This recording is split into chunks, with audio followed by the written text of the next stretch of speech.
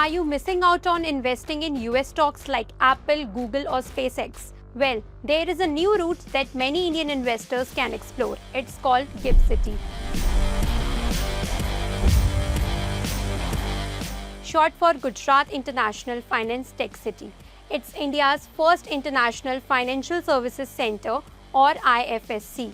Think of it as India's gateway to global financial markets.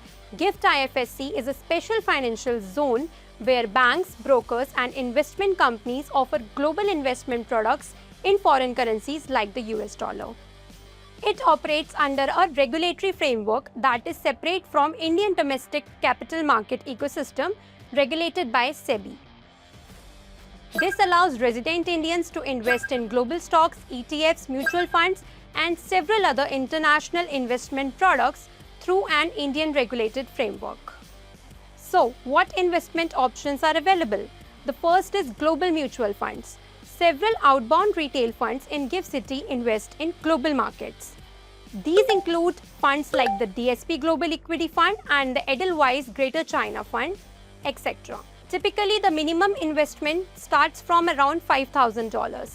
One of the biggest advantages is that these funds are not affected by the overseas investment limit applicable to domestic mutual funds. So, investors can continue investing even when Indian international mutual funds stop accepting fresh inflows. The second option is directly investing in global securities and equities. Through IFSC registered brokers and global access platform, resident Indians can invest in US listed stocks, ETFs, and securities listed on overseas exchanges. Another option is alternate investment funds, or AIFs. These are primarily meant for high net worth investors. However, the entry barrier is significantly higher with a minimum investment of $150,000. Now, how can you invest? To invest directly in global stocks, you will first need to open a trading account with an IFSC registered broker. If you are investing through mutual funds, the process is similar to buying domestic mutual funds. But the payment has to be made under the liberalized remittance scheme by RBI. Under LRS, a resident Indian can remit up to $250,000 in a financial year. There are also a few compliance requirements. Your remittance must go through an authorized dealer bank. Separate KYC needs to be completed with the IFSC entity.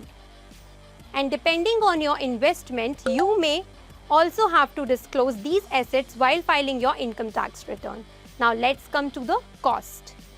The first major cost is tax collected at source, or TCS. If your total LRS remittance for investments cross 10 lakh in a financial year, the bank will collect 20% TCS on the amount above this limit.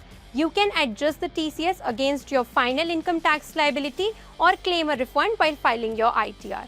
Next cost to consider is currency conversion charges. Banks typically charge between 0.5% to 1% to convert rupees into foreign currency.